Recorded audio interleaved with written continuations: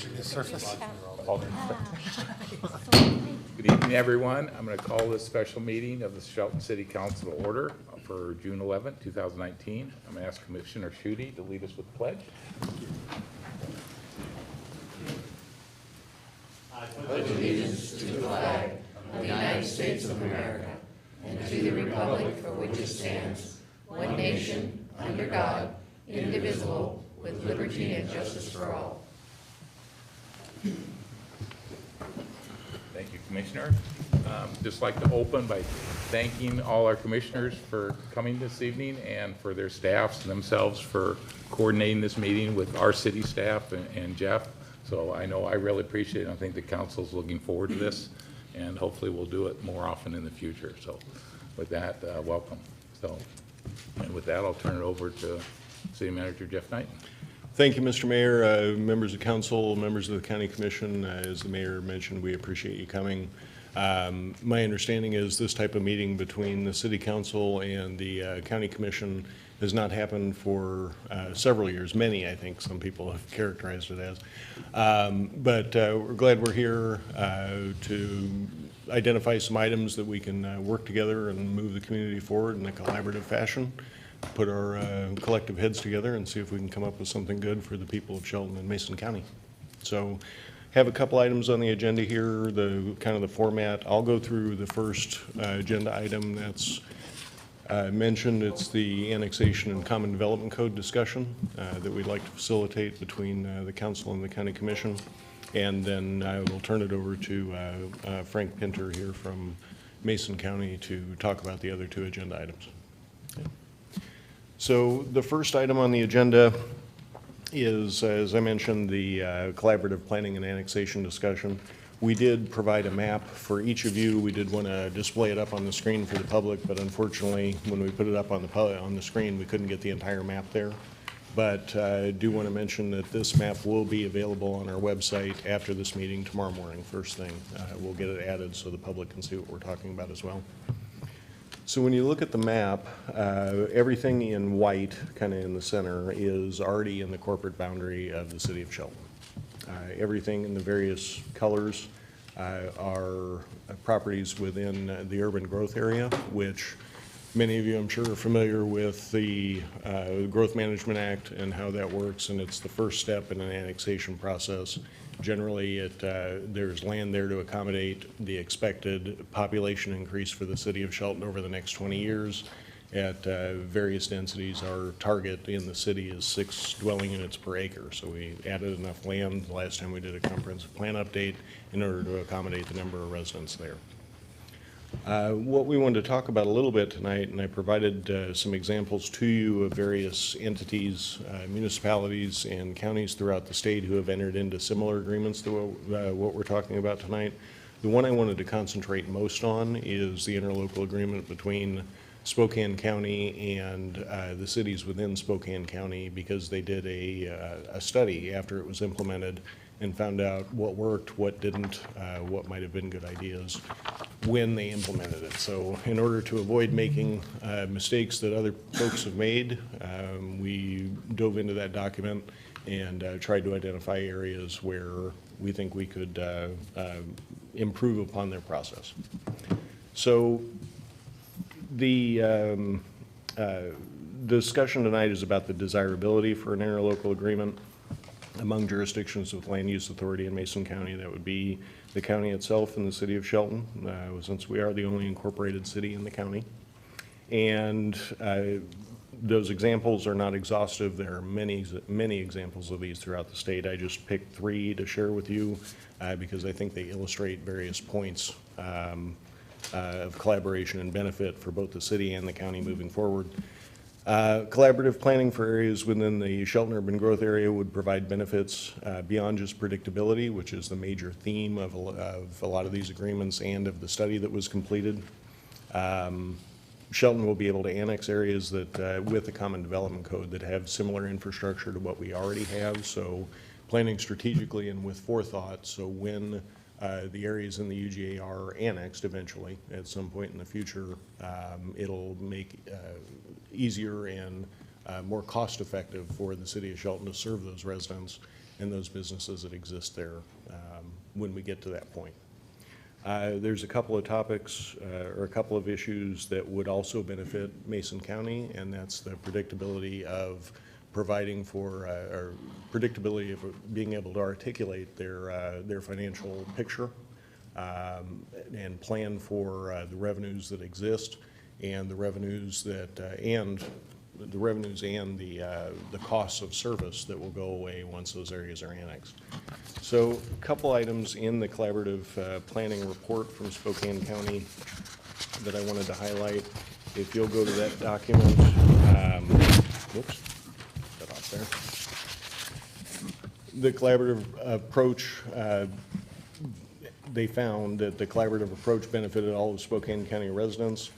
The cities have a mechanism to influence issues and land use within the UGA. That means having city comments and city concerns expressed early on in the process when there's a land use planning proposal.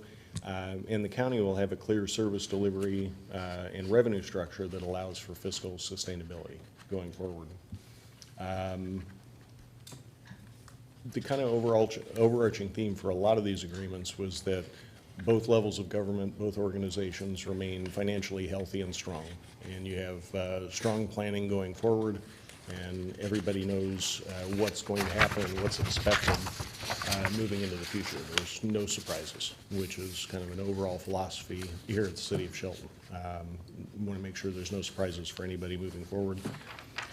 The big chunk of this that I wanted to talk about is on page 3 of that report, and those are the collaborative planning principles, and it will benefit, collaborative planning will benefit both jurisdictions as well as citizens and property owners of the entire region.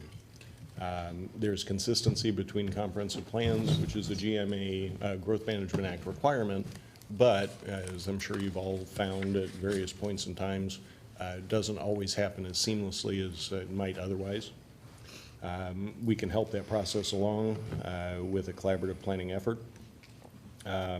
Efficient and cost-effective provision of urban services. Now, urban services are things like curb and gutter, which typically don't happen in county areas. They're not required, but they are required in the city. So that's kind of what I was mentioning when talking about future planning and future infrastructure development within the UGAs. So all those things are already in place. Mutually agreed timeline and sequence for city annexations offers predictability to both the city and the county, as I mentioned. And there's a couple other points here. I won't go through them all, but the joint planning process recognizes the county's responsibility and authority regarding the unincorporated areas, and that is coordinated and consistent with the comprehensive plans and development restrictions the city will promote going forward. As I mentioned, determining the fiscal issues ahead of time so everybody can plan predictably for those. The original concept for coordinated planning in the urban growth areas involved in applying overlays and zones to the metro urban growth area and establishing common development restrictions. So, as I mentioned, predictability for everybody, from city to county to property owners to potential developers. They know what to expect, and when there's a certainty there is a more robust feeling of investment in particular areas of the county. If you have certainty, you know where your money is going to go, and you know what it's going to produce. There's certainty there that produces a comfort level for a lot of development interests. Connectivity between roadways, I think, is important, so we're not skipping around and making commutes longer or pedestrian circulation patterns longer than they need to be. And communication, I think, is the fundamental part of this, and that's part of the reason why we're here tonight, is to make sure that the county commission and the city council and both of your staffs collaborate and look for opportunities to help Mason County move forward. That's what I have to present to you tonight. I'd be happy to answer any questions, but I would personally just like to see a conversation among our elected representatives and to determine what ideas are best and what direction we should move in. Thanks, Jeff. wants to start the input or questions for Jeff? Maybe kick off. So Jeff, first off, thanks for putting all this together. I think this gives us a lot to consider. The Spokane plan looks like they had some outside help putting it together.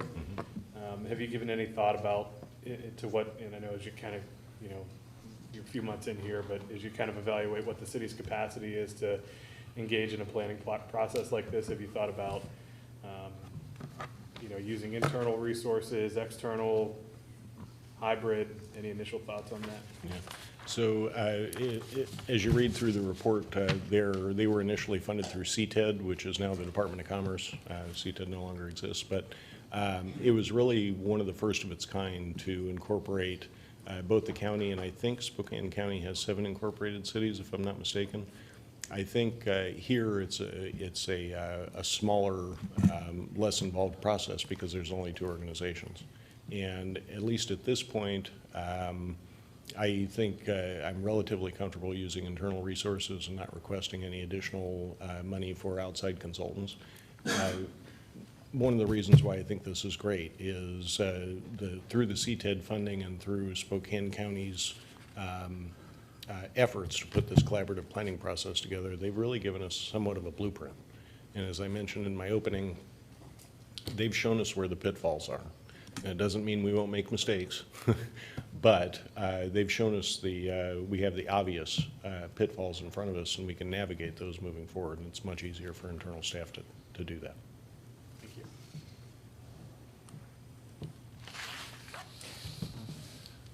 I think one of the things that kind of struck me when I was reviewing, especially the Spokane, very well put together document, but just sort of maybe the topic and just in general, the sentence relating to, you know, many challenges that they face can be best tackled by working together and taking a big picture collaborative approach.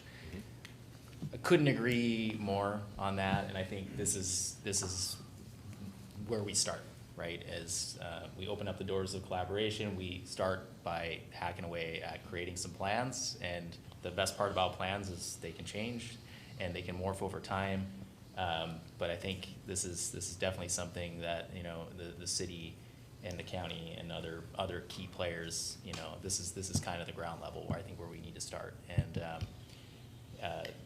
the other part of this, and I think, you know, I don't want to speak on behalf of all 6, 7, et cetera, but we all share the same sentiments. I would hope that if the county's doing well and the county's prospering, the city should be doing well and the city should be prospering, and it's vice versa. If we're going to grow and we're going to prosper, there should definitely be a strong partnership where we're engaged with our county folks and encouraging that to kind of ramp out. So I look forward to seeing where we could go with this. I especially agree that I think we could do some of this in-house, but the specifics, obviously a lot to talk about there on that front. So.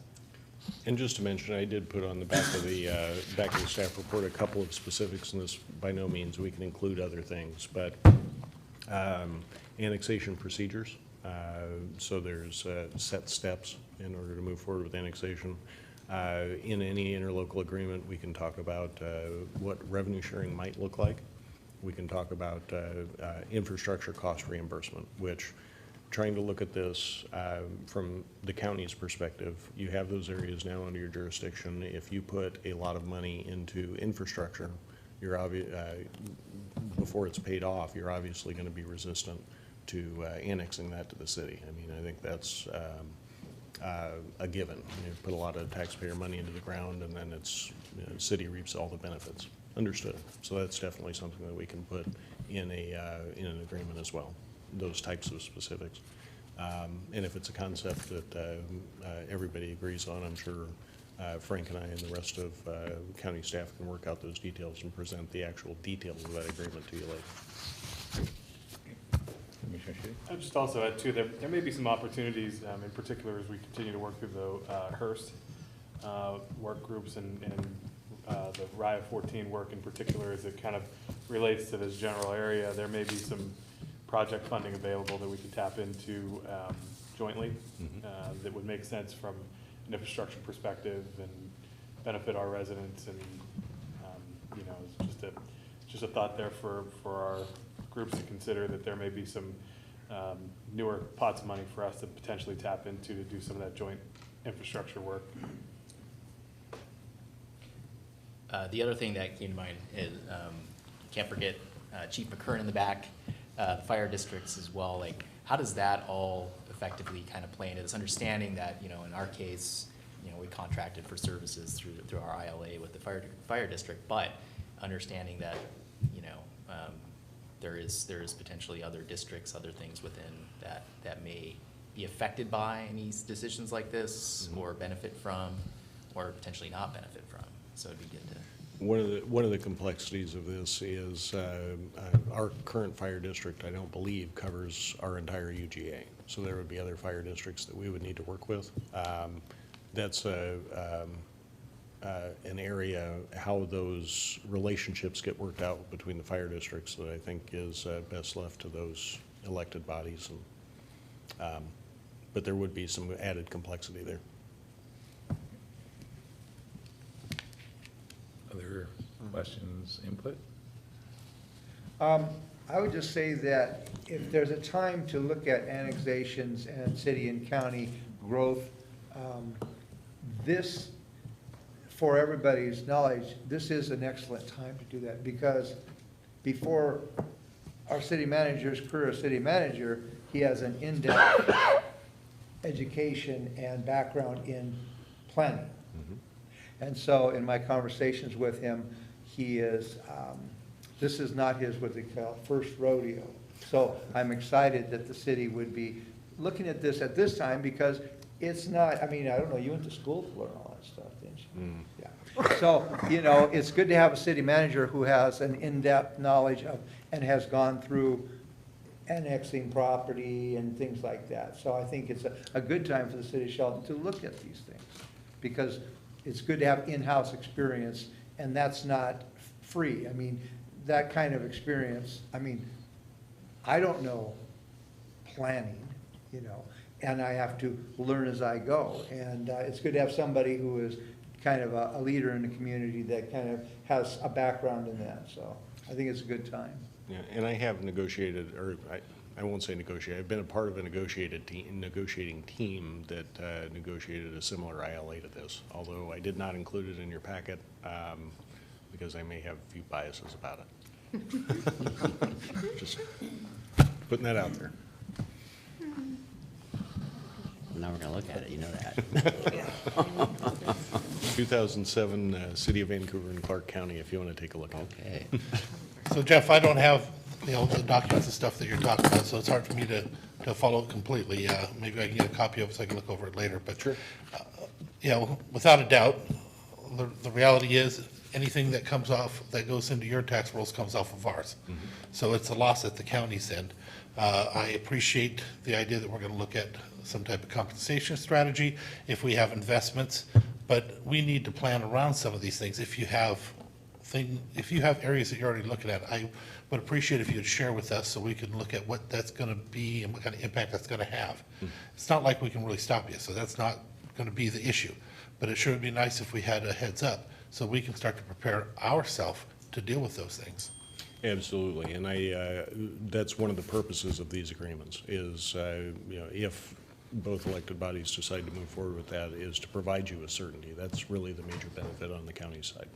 So you know when these things are going to happen, what they'll look like, what the process is, those types of things. And then with the agreements, as I mentioned, there's potential for revenue sharing and potential for infrastructure reimbursement on a given timeline, you know, 10, 15 years, whatever it happens to be, or 5. So I got to ask the question, can you kind of detail that a little bit, like what the revenue sharing would potentially look like to Commissioner Netherland's point? Sure. What does that actually look like in terms of, you know, the county's potentially lost revenues, city's gains, you know, kind of, if you can at a high level, explain that a little bit. Yeah, usually what that looks like is a phasing. So you have, and this is just a for instance, and I don't, this is no concrete plans or anything like that. But let's say a 100-room hotel is built somewhere in the urban growth area. There'll have to be infrastructure in place to serve that use. That type of use generates a lot of traffic. There's going to be a lot of water consumption needs, a lot of sewer, those types of things. And it would generate a lot of revenue, tax revenue for the county.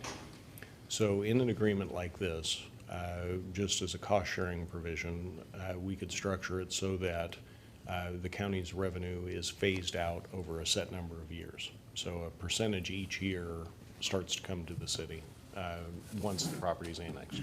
And again, that's the major benefit, is it would provide certainty to the county and to their budget when they're looking forward on how they'll compensate for that lost revenue and how much revenue they'll gain because they're no longer providing the services to that particular use. So usually it's a phased plan. Commissioner Trask. I think common knowledge, I'm pretty excited about how we're finally working together and coming up with solutions. Growth is inevitable, and I know that we're all gonna move forward. So I think what I wanna make sure is that we continue to work together, continue to work with all of our staff, and then keep everybody in the loop, Yeah. so to speak. Yeah. Communication between the city and the county. Hopefully, this meeting will be held at least annually. I'd like to see that so that we make sure we know what each other's doing and we maintain relationships where we can talk about issues like this and make sure that we are as proactive as we can be as a government agency. A lot of the times we have to be reactive, but those opportunities where we can be proactive, plan for it, particularly on the financial end of things, I think is a benefit to citizens of both the city and the county going forward and on into the future.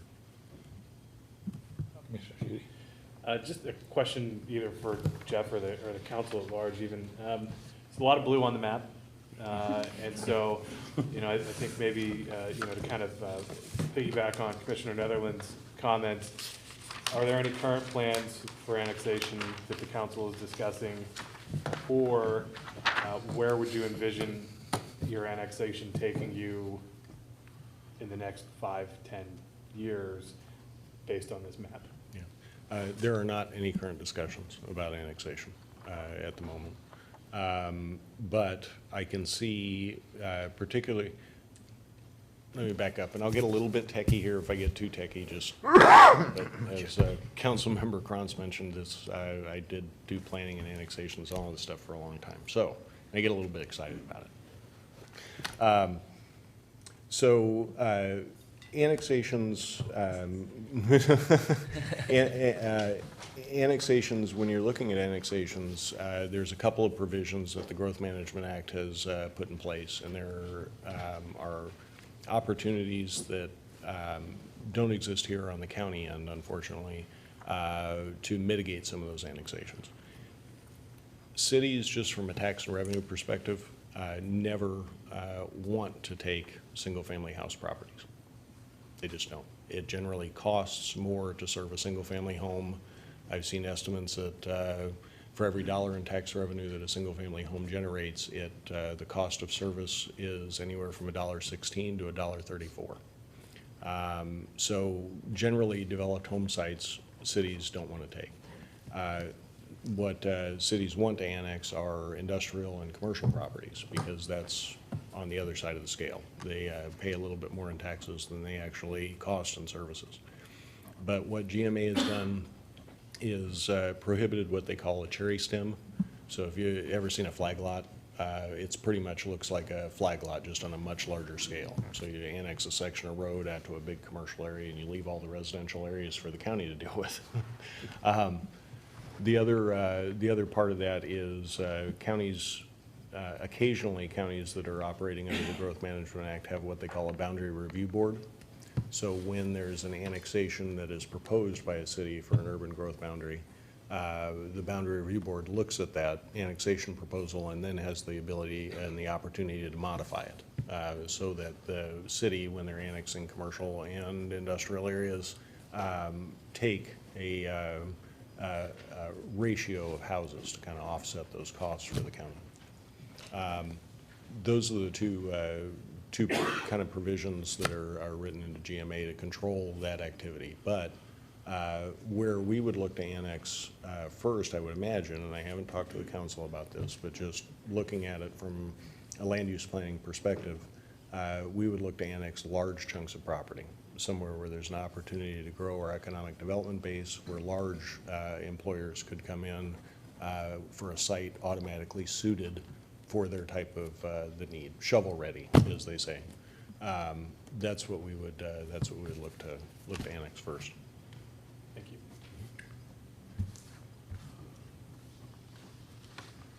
I'll ask a question, Jeff. You mentioned that you feel, at least initially, current staff, I assume you're speaking for the city, could carry most of this. Yes. Would there be any advantage, I don't want to spend money, but have an outside third party be more of a facilitator of some of the interactions between the two organizations? I think there would be, but there's a little bit of a duality there. If we're both looking at things from the same side of the table, there's a buy-in, a feeling of this is what's best for the community. If you have a facilitator that's almost functioning as a mediator, it becomes a little bit more adversarial. Not that it would with this group. There's a tendency to see that happen. And there's certainly an opportunity there, timing particularly. Doing it in-house, doing something like this in-house, or at least creating a framework in-house, would take a little bit longer than if we hired an outside consultant to do it for us. But then there's the cost benefit too. And when, with the desire of this group of folks, we start to work on a common development code, I think it's important for our staff and the county staff to be involved in that, so that when they go to apply it, they know what those provisions are for and what the initial purpose of them was, and not just reading words off a piece of paper and applying them.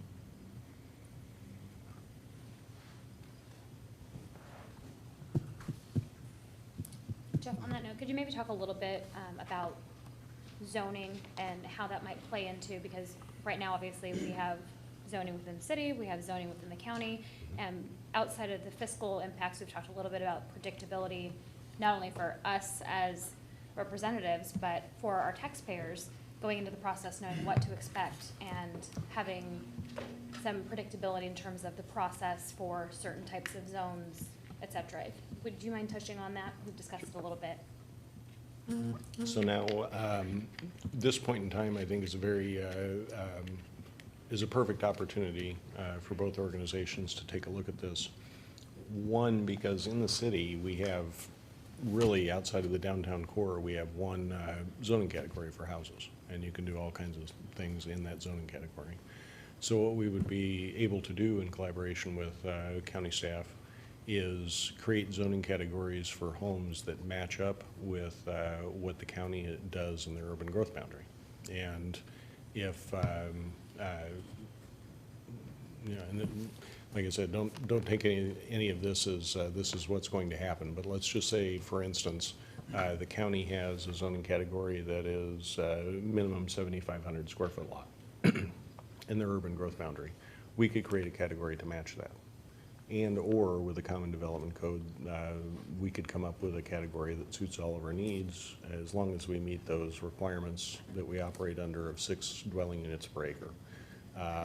And that operates across the corporate boundary. So you could have 4 units per acre, which is about a 10,000 square foot lot, and then have an apartment development that creates 50 apartment homes on 2 acres. And if you average those out, as long as you average it out all across the city and it's 6 or above, you've met the requirement.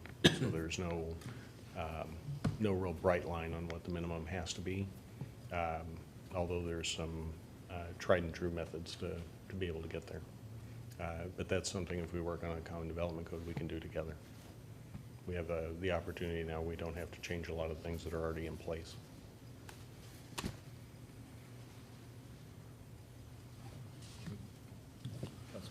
or Commissioner Trask, sorry.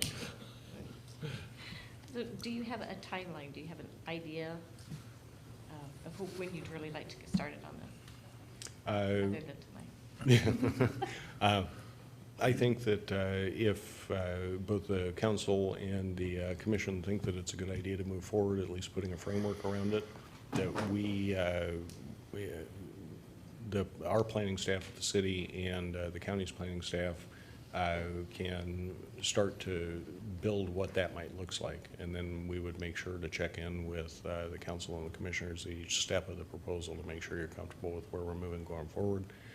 Something like a common development code, we could probably do in a year to 18 months.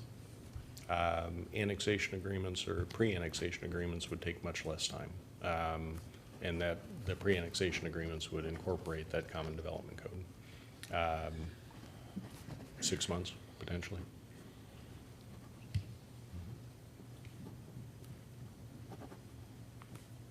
Other questions, input? It's going to let me off easy. I would just appreciate being able to get an idea of what we're actually talking about on paper, if you wouldn't mind sharing that with me as soon as possible.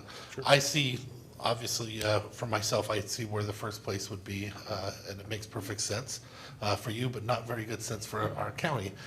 We establish a place up there by the airport for a hotel and get all the infrastructure and everything into place, and then after we're done, it's gone.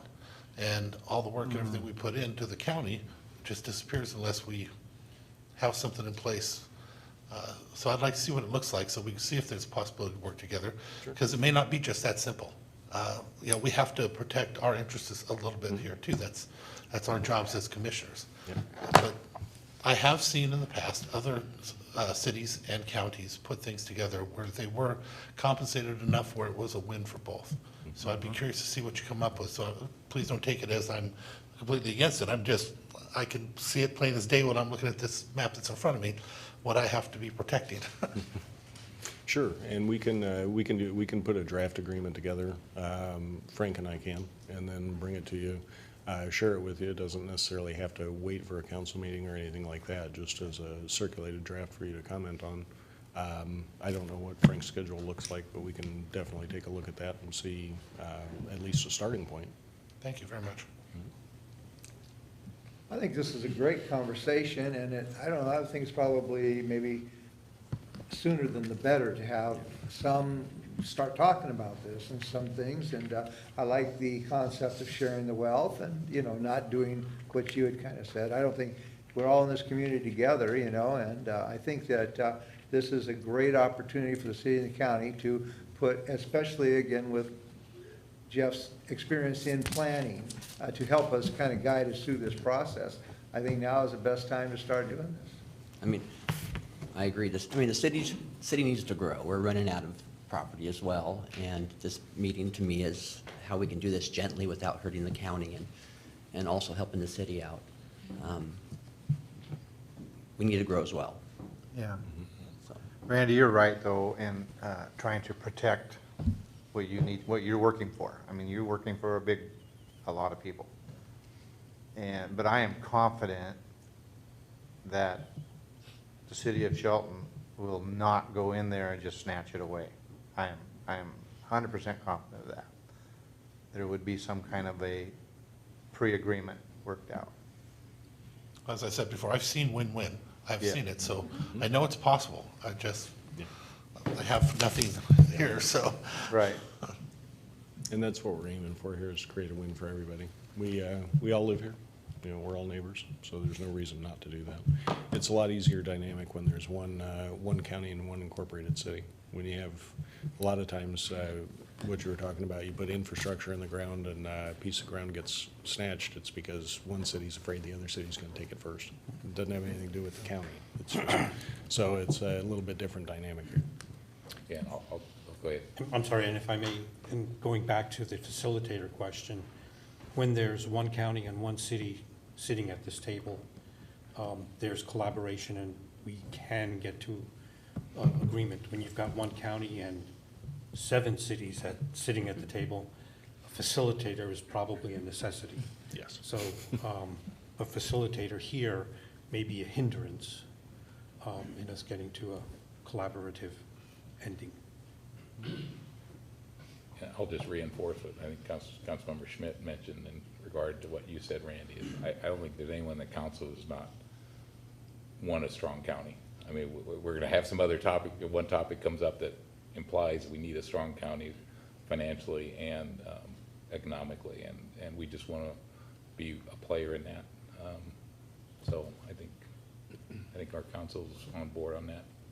Speaking for myself, but I don't think there's any council members wouldn't agree to that. Councilmember McDowell. One way, and yeah, I want to assure you, Randy, one way to have a good, strong county with the only city, incorporated city in it, is to work together. We have to remember that as we go forward, that some of the decisions we may not like, but we have to look out for our partner. And this is a bit of a unique situation in some sense too, because we've talked a little bit about the fact that the city is also serving as the county seat. There's a lot of services and infrastructure within city limits, and looking at how that impacts the growth of the city pattern, but also the growth in terms of county services is something we're gonna have to be very cognizant of as we move forward with this process. It's one big happy family, Sounds good. you know? Is there, Do you have another direction? I think we do on this particular topic. Frank and I will sit down and start talking about various provisions that could be in the agreement and how our respective elected bodies would view those provisions and how we might massage them and provide you with a draft. So you can take a first look at it and see if we're headed in the right direction or if, we're completely off base. I would just say too, we have our Director of Community Services, Dave Wyndham, in the audience, as well as our long-range planning manager, Kel Rowan. And so just from the county perspective, to make sure that they're part of that conversation too, because Absolutely. that's the critical planning component of any interlocal agreement. Yep. is there a reason why you picked annually rather than quarterly for these meetings? It seems like a year's a long time. Yeah, I think quarterly, we might have difficulty coming up with agenda items. These are more long-term meetings, and I know the chair of the county commission and the mayor for the city of Shelton are going to meet more often than that to make sure we all stay on the same page, whoever those individuals happen to be at the time. But that's something that we're focused on, is making sure those coordination meetings happen, and then as a full body, once a year, maybe biannually if something big comes up. Okay. And I don't think our commission would mind if we also met as needed. Okay. Biannually sounds more realistic to me if we're really thinking of starting a process. So, just off the top of my head. Sure. There's only 3 of us, so we're pretty Yeah! mobile. I just had Go ahead, one Councilmember point or question maybe. It'd be interesting to kind of see how we maybe target the areas and kind of the why, and because as we were speaking a little bit this afternoon, annexation may not always be the answer in some cases. There are always positives and negatives on all fronts. So I'll be interested to dive into this a little bit deeper, especially with our friends over here, just to see, are these mutually acceptable pros and cons? The way I see the agreement is there'll be a structure around the areas and then structure within the areas. So there's predictability for all parties.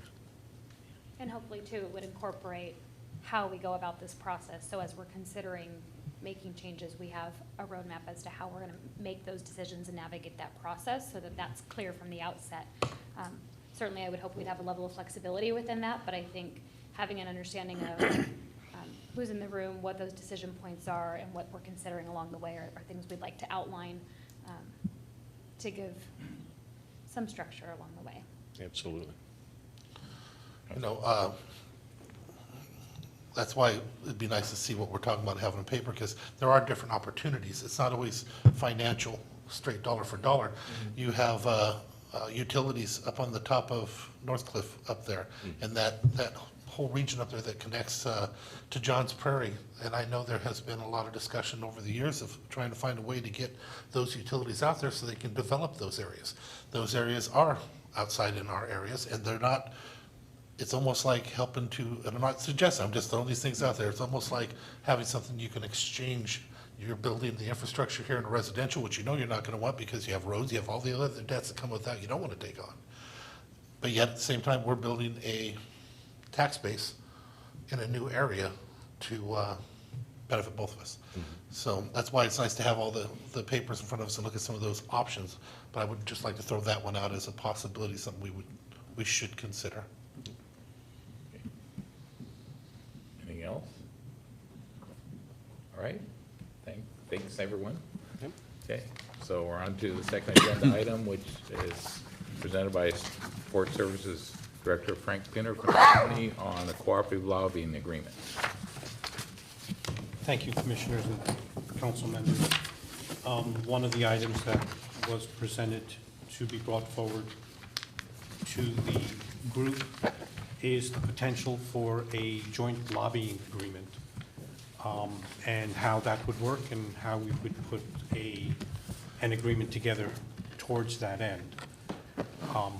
One of the items, or towards the agreement, would be a requirement of what would be some of the guardrails for an agreement, what would be the purposes or projects that you might want to incorporate into that agreement as the scope of work for a lobbyist, how the payment structure would be developed between the two entities. Would there be a sliding scale? Would it be 50-50? And then obviously what would be the term of the contract as well. So those are items that I'd like to get some direction on, and then work with Jeff in coordinating a draft agreement for the two entities. So with that, questions are, what would be projects? And then what would be the scope around those projects to develop a guardrail and a scope of work? Thanks, Frank. Commissioner. I worked on some of that with the EDC, and we have the EDC in here. We looked at some of the issues that we may face. I know one of the things that we were hoping for collaboratively was that we would keep side rails up so that we wouldn't hurt each other, for example. You know that the county may want to have something against annexation. You would want to have, we shouldn't have any policy issues that we're both jointly working on. It should be capital or some other investment to make sure that our partnership stays together and stays strong. Because we have a couple of people that work there in Olympia. I can assure you, if you go in divided, you get nothing. It's coming in together. That is the only way it'll work. But this other proposal that was brought forward a while back also included other entities such as the EDC and groups that were working with the EDC that were willing to eventually pay into this.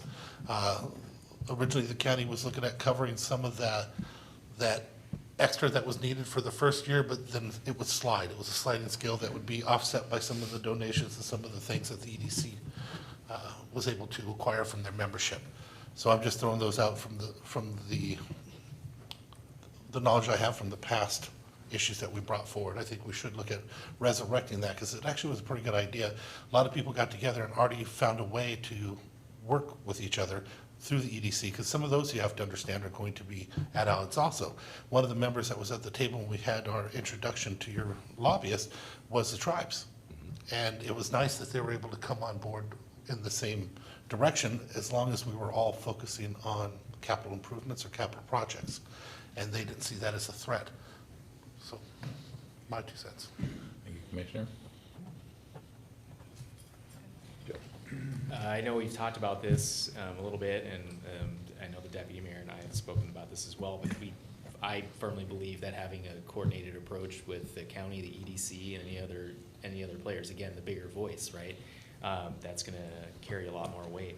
That being said, there are certain areas as well that I know that will be it city policy, right? The county doesn't care about certain city policies, as it may not affect the county or the EDC, for example. There may be some things at our level within the city that we may still have sort of a horse in the race for. And understanding though, when we enter into the joint agreement, that is that bigger picture, that is that one voice. And I agree, the conflicts of interest between different groups, either public or private, because the EDC also has a considerable private enterprise component to it as well. Just ensuring that if we do enter into these types of agreements, that truly all the best interests are laid out in very black and white to that. And again, I'm supportive of that more collaborative approach. I think that's kind of the word of the day right now. So Collaborative, if I may ask, between the city and the county as well as the EDC, or city and county? all three. All components, okay. Yes. Only because they put together such a good structure. You almost, if somebody does the work, puts it together and finds a way to make it actually work and brings people to the table that normally could be at odds with you. If we had a project and the tribe is at odds with us, that's gonna make it hard. You got the tribe on there at the same time. That was a big win when the EDC was able to pull that together. For all of us, actually. I would say, though, I think there are occasions when the policy issues are appropriately shared, because there are times that things hit the desk in Olympia that affect rural areas much more than they would in a rural, than an urban setting. And I think for us to be able to come in as partners in those conversations and not always be project-based, I think that from a funding mechanism, that absolutely makes sense. But I think that there will be opportunities along the way where there will be some shared perspectives on some policy issue, and I don't want to eliminate that from the conversation as we move forward. And it's going to be something that we're going to have to look at year over year. But I would be surprised if there weren't at least some items that we were on the same page from a policy perspective. Just if there are any examples of, for instance, this most recent legislative session where the city utilized their current contract lobbyists to advocate for policy. Do you have any examples? This past session was capital projects only, and that's a conversation that we've been having internally about expanding some of that work. But some of the things that we've talked about from a policy level are, it could be anything from unfunded mandates. I mean, I think we can all agree we don't want the state passing more unfunded mandates that we at the county or the city level are taking on the financial burden. It could be things like the Hearst decision. It could be things surrounding affordable housing. I think there's a number of issues, even the gas tax type things that could fall under joint interest because of our rural setting. And so that's kind of where that conversation was stemming from. And if I could just add one more point to that, so like, I think for us, a lot of times we've relied on our association to do the policy work. Mm-hmm. And I don't know what your interactions with Association of Washington Cities has, been like, or if they provide those services, but I believe at the county, we've predominantly relied on the State Association of Counties and then WACO, the Association of County Officials. So there may be some opportunities where indirectly we're still supportive of those things, but still maintaining a capital budget first approach with, under a potential agreement with the work that Commissioner Netherland did with the EDC. Mm-hmm. And if I may add, the Association of Washington Cities and the Association of Washington Counties do look for policy opportunities to collaborate where both city and county interests are aligned, and they inform us of those. So when that takes place. Commissioner Netherland. I'm about to use a word I don't like, and it usually doesn't come out of my mouth, but this is an opportunity where it may come in handy. Considering that there will be 3 people at the table, that old concept of consensus might actually have a benefit. That, like I said, it's not one of my favorite words because I believe sometimes you have winners, sometimes you have losers. But if you have 3 legs on this table and everybody would have consensus, I don't see where there would be an issue. But I'm always going to be nervous about it because I don't want it to start an internal war between us because somebody doesn't like it. And that could easily happen. Policy is a weird thing when it comes to that. There is no doubt that negotiations always have winners and losers. And there's always, someone's got to give up something somewhere. And I just think that the people in this room are willing to work together to build things together. But obviously, not everybody's going to agree on everything. And so this is a great start right here. So I just want to make sure I'm hearing correctly. If we do we do end up with the joint lobbying agreement, it would be for capital only, but then policy issues on a case-by-case basis. Reasonable. Sounds that. And- Are you okay? If you're comfortable with that, with the idea that, because I'm very much in favor of capital, but I understand that we have to work together and we have to give a little bit. If you find that it's important, there may come a time where it may be absolutely necessary, and I don't want to cut it out. So I'd be supportive if that is what it takes to have you be supportive as well.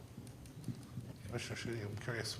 Yeah, I could certainly live with that. I think we'll find that we work far more on capital projects than we do policy, but I mean, I think, up to the deputy mayor's point, I think there probably will be some overlap occasionally that, we'll have an opportunity to work on policy issues that affect both the city and the county, so Especially when we have unfunded mandates as a recurring issue and. We all agree on that. There's only one group of people that think unfunded mandates are good, and that's the legislature. Exactly. So there we have a lot of. Some of the legislation. Right, yeah. But I would be open to an agreement that would allow for capital first, policy on case-by-case basis. Okay. I think that would be a good working situation. I'm a part of the steering committee for Walk Back, and there are a lot of city issues that do come up. And so it would be good to be able to communicate with you guys also on this.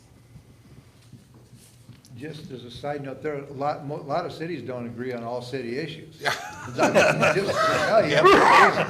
because you got, association-wide cities, trust me, small rural cities do not have a lot in common with big cities. So there's always that debate too, so. And you have hundreds, we only have 39, and we still can't do it either, so. Okay. Okay, I think then we have enough to move forward. Deputy Mayor? And just one comment. I'm sorry. Both Commissioner Netherland and I sit on the PRTPO and Transportation Organization. And one of the things that in my short time there I've seen is how important it is to identify those projects on a timing basis, because sometimes something that we're willing to give up for now in exchange to support something else, that those dollars can really be leveraged. I think that my hope would be we as a council and a commission are willing to have those conversations, because as you said, there's winners and losers and there's only so much money in the pot. So being able to have those conversations prior to session and say, we know that this needs funding and this is why, and make the case so that sometimes we may be putting a city issue behind a county issue or vice versa for the whole. That's not going to be an easy process, I can't imagine, but I think long-term we have to be willing to do that if we're going to really start making steps and gaining some really necessary projects in this area. Oh, I'm Commissioner sorry. Pratt. Go ahead, Commissioner Pratt. I can see us also working together. Let's say that you have a road that goes to the county. Well, that road may need improved past the city. So I see this as working together. Together we can impact a lot more Railroad. projects. It's almost like that's a real life example. Imagine that. But I would just also add that upfront work is going to be critical in order to make this successful. And, being able to identify projects that are, key to both of our successes, I think it's going to be a lot of work up front, but I think it'll be worthwhile in the end. And I think it'll give our legislative delegation a clearer picture of where we're headed as an entire community. So it makes things a little bit easier on them as well, I think, as they get into session. Commissioner? Just on a different note, I want to let your commission or your council know that you sent great representation to the PRTPO when it comes to infrastructure and stuff. You really did, and I just wanted to pat you on the back for that. It's always nice to have not just somebody that's related to us in that room, but somebody that's very competent and related to us in that room. It was very helpful. So compliment to your selection there. Thank you, Commissioner. Anything else? I think we have direction on that one. You guys satisfied? Is that Yep, oh, good? absolutely. All right. And the final item is in regards to the county's proposition regarding the public safety sales use tax. And in that regard, the Mason County's Public Safety and Criminal Justice Task Force a couple of years back made a recommendation for increasing revenues to the county, specifically earmarked or dedicated to criminal justice and public safety. The Mason County Criminal Justice Working Team Advisory Committee just recently did the same and recommended the 0.3% sales tax increase for public safety and criminal justice. And then last year, the Mason County Citizens Budget Advisory Committee also made a recommendation specifically for the 0.3% for the county to initiate that proposition and that proposal, which then the county did. They acted on it in Resolution 4119 this year, and will put on the ballot in August a proposition for a 0.3% sales tax for criminal justice, public safety purposes. There's a small handout with some of the general information, but to generalize, the revenues that could be generated by those dollars would be about $1,300,000 for the county and a little over $800,000 for the city. These are additional revenues, because the city is already receiving a portion of 1%, 0.1% for criminal justice, which the county receives a 40% component of. So with that, I'll turn it over to our chair to discuss what the specifics are for that. Very good, thanks, Frank. So just to kind of follow up on Frank's comments there, again, we've gone through a process this year of evaluating some revenue to help address, in particular, our jail issues in the county, of which I'm sure the council is very familiar, as is your police chief, who's here in the audience with us tonight. This was vetted through the county's criminal justice working team, of which Councilmember Krantz is a member, and he has been on that and beating the drum for a new jail for quite some time. And 8 so, years. yeah, nobody's counting. So, so we've had a number of conversations around that, and so this is the first step first of a few steps towards addressing a new jail, but this would help provide some relief for us at the county in the near term. And if you look at page 2, there's a breakdown of the expenditures that this would help fund, the programming that would help fund, and if you look at the top there, it's all geared toward increasing capacity within our criminal justice system to address the constraints that we have currently. And we also have looked at providing some additional mental health and reentry services, peer services for individuals in the jail and coming out of the jail. And so one of the things that we've been concerned about is recidivism, and so how do we prevent people from continuing to come through our criminal justice system. And we know that the majority of folks that are coming through our jail have either a substance use disorder or a behavioral health issue. And so we're using this to look at addressing those critical issues within the jail too. And so we're putting this forward to the community for a vote. It'll be on the August ballot. And so we're hopeful that it would help us address some of our immediate needs, also, though, providing a look to the future as we consider all of our options with a new jail facility.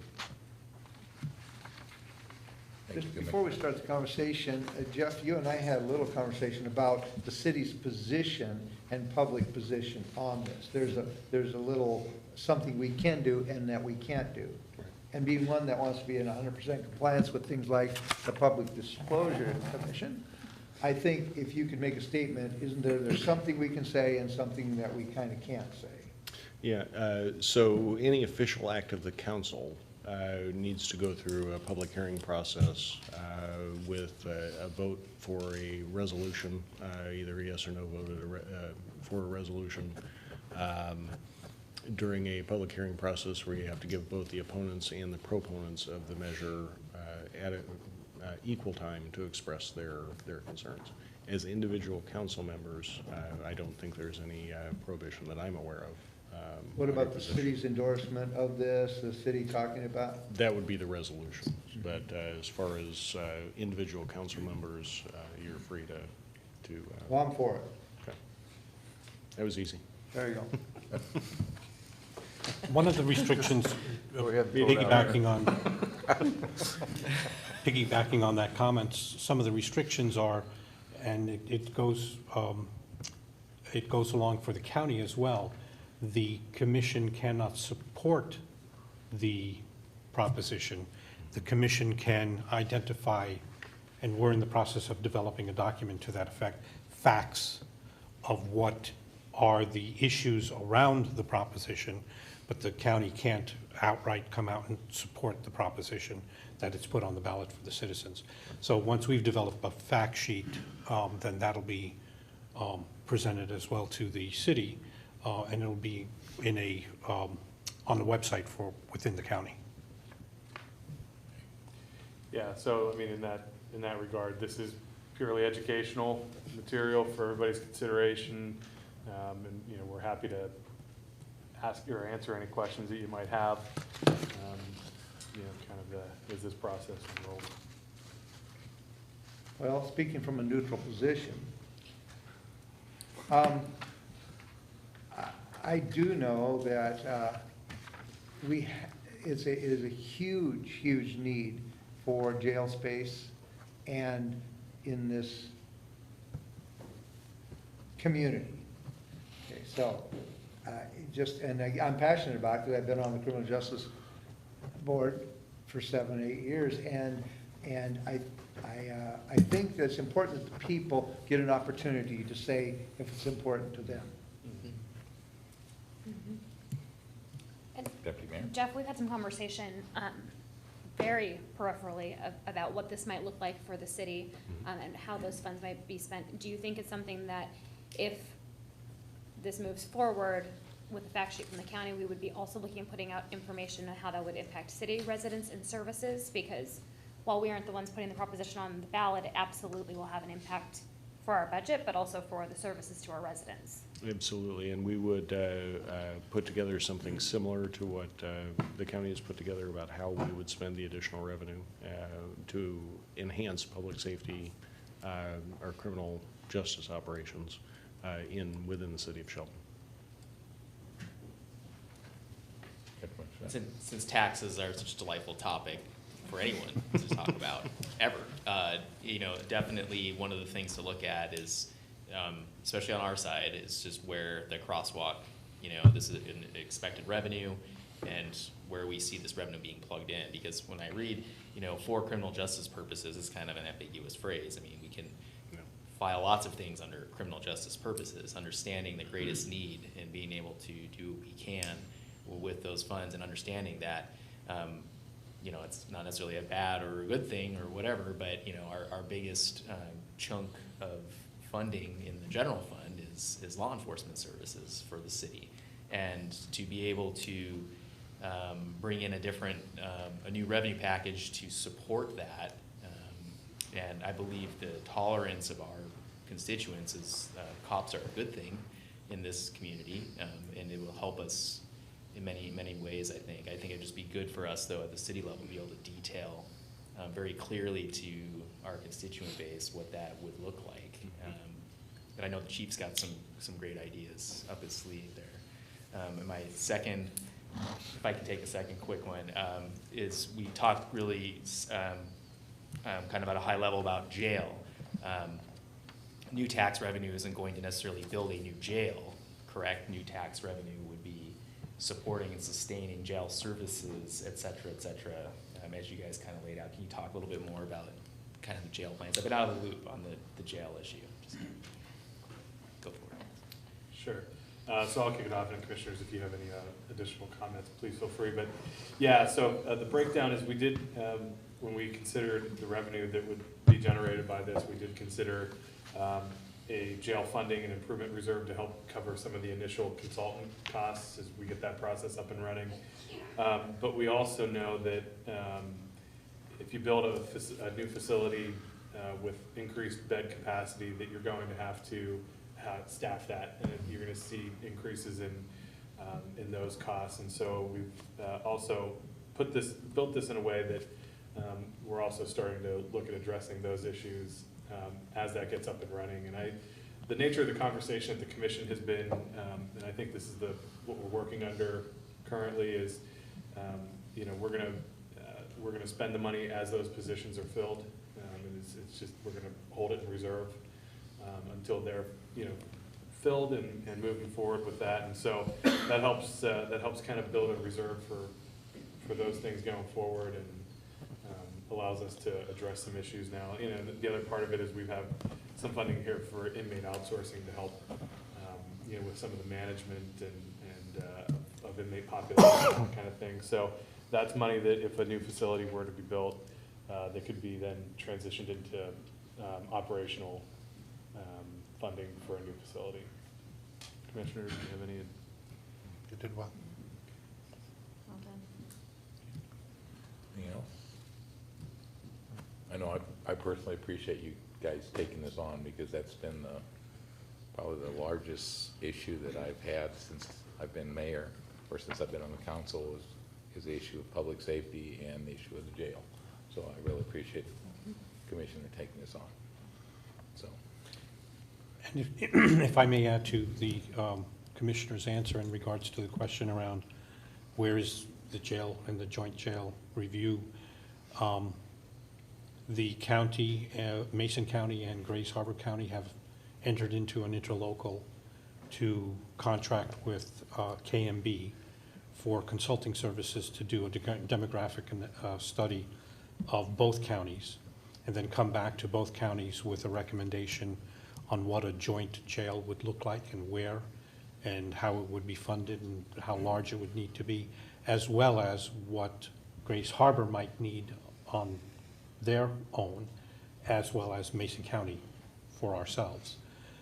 So we end up getting 3 analysis at once for what each individual county would need and what a joint partnership would look like. And that partnership would generate its own efficiencies to some degree because of the scale of one regional facility as opposed to 2 separate ones. That agreement is coming to the commission with a contract for services from KMB. The Mason County Commission has already drafted some modifications to go back for draft revisions of that agreement. We're still waiting for Grays Harbor's council or commission to come back with some of their draft recommendations. And then we should be moving forward with a combined contract submission to the commissions before the end of this month, which would put a report back on their desks somewhere around Christmas, early January of next year.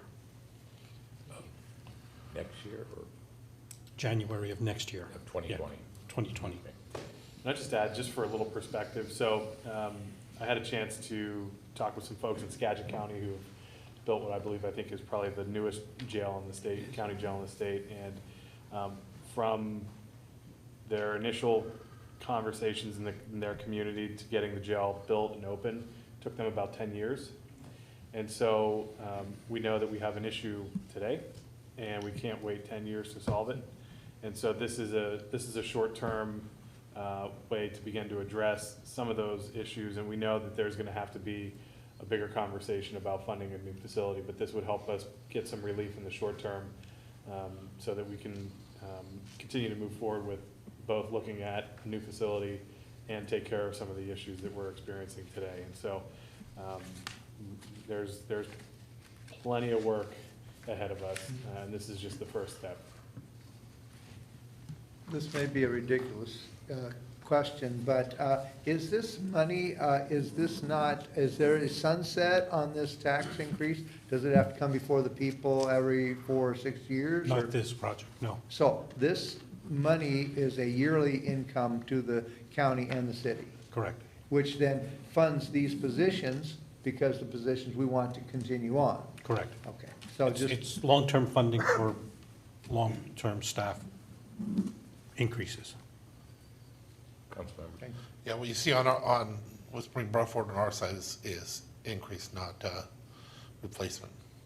Almost everything you're seeing there is to bring on new positions, new programs, money set aside for outsourcing, separate than what we have currently.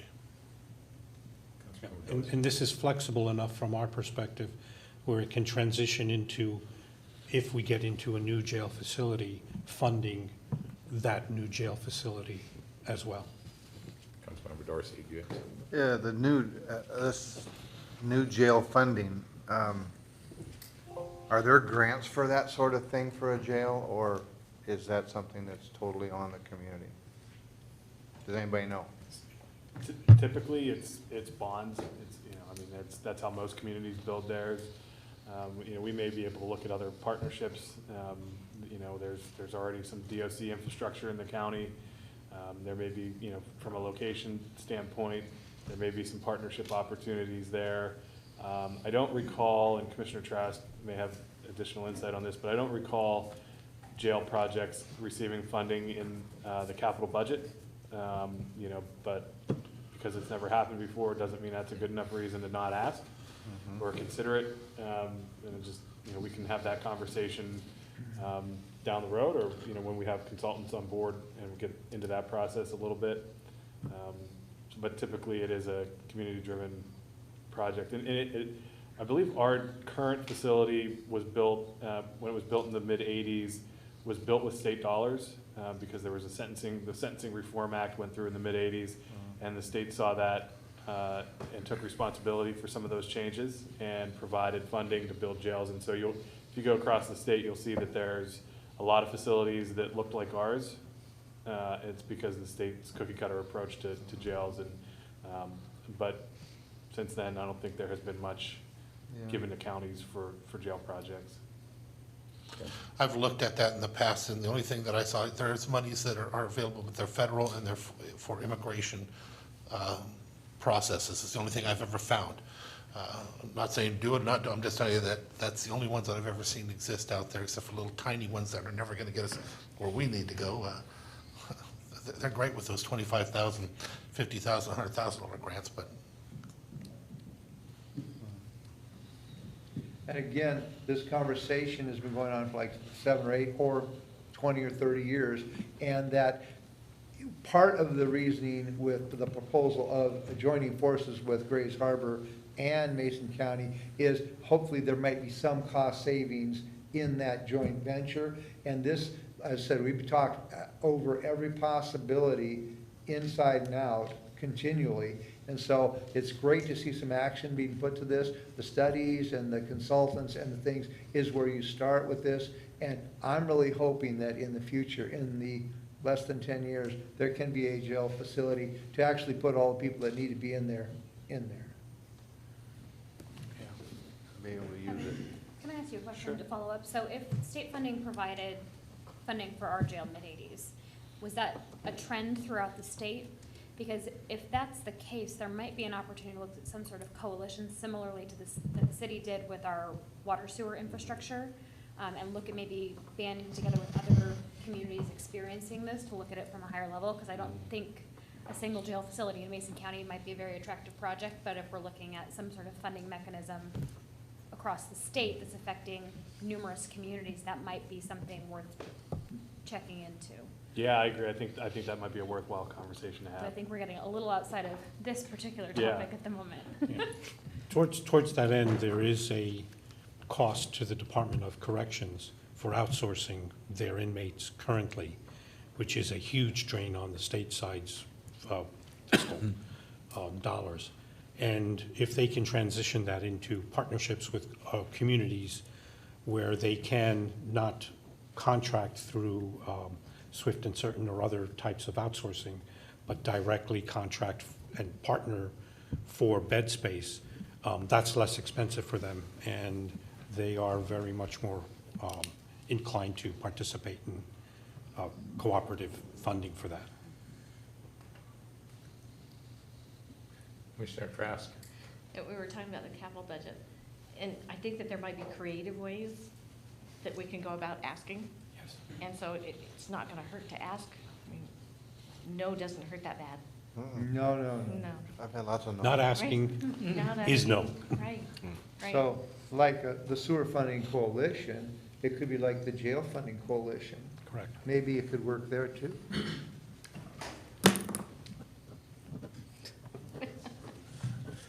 Anything else on this topic?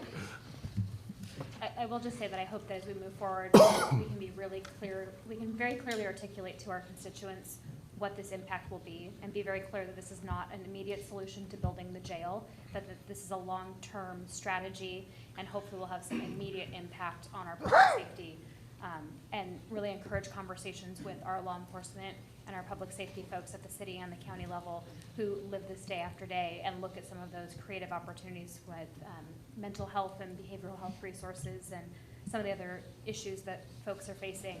Because I think it's very easy to wrap this up in a bow and say, this money is gonna get us a jail, and setting that expectation is going to bite us all at the end of this, because that's not what's going to happen.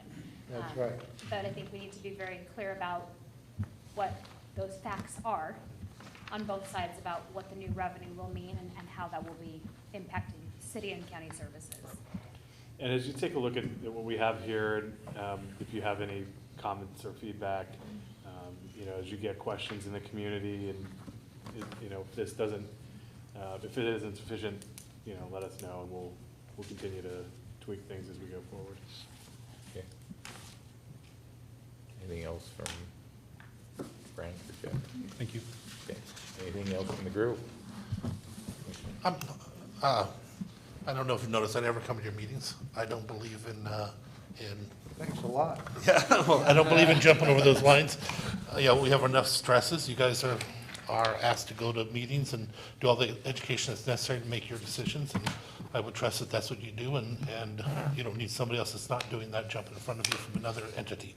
So that's why I don't show up for your meetings. So wanted you to know that, but this might be an opportunity to talk about it for briefly, just a couple of things. I get phone calls, of course, we all do. One of the issues that you've had in front of you is that issue of the park that's next to it. I don't know where you guys are sitting on it. I brought up some of these things to my commissioner yesterday, I think it was. You have a gentleman in the audience here, George Blush, who called me and had an idea, and I don't know how much merit there is to it, so I want to share it with you. And that's the idea of putting some type of significance on the tree that's already there within that entity that may stop it from being able to be taken down. Another one, though, to think about is zoning.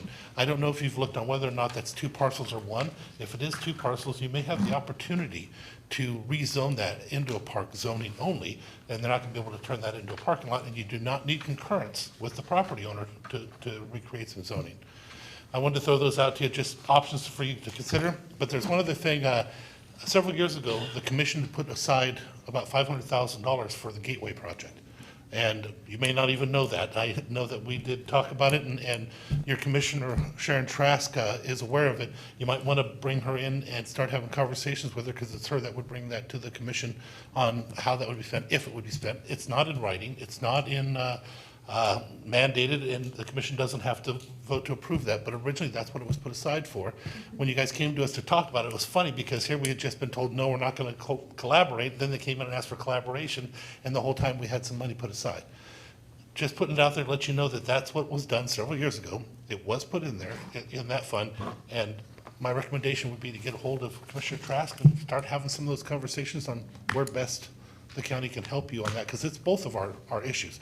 People coming into town, if it looks really good coming in, that helps all of us, but it's also county coming into it, so that's all I wanted to. Right, thank you, Commissioner. Any other parting comments? Deputy Mayor? And just to echo some of the conversations you and I have had, and that we've had with the commissioner and the council members, I would just hope that we continue to have these open conversations, not just at this meeting, but that we're calling one another as items are arising, ideas, concerns, et cetera, because we all are here to do a job. And the more that we can have candid conversation and communicate with one another, I think the better off we'll be. I guess kind of always open policy with all of our electeds and our representatives, because as you well know, you probably get a call from someone who says, I live in Shelton, and they may or may not live within city limits. So making sure that we're getting people answers and doing the work that needs to be done is something that we're all gonna have to work together on. Thanks. Anything else? right, with that, we are adjourned.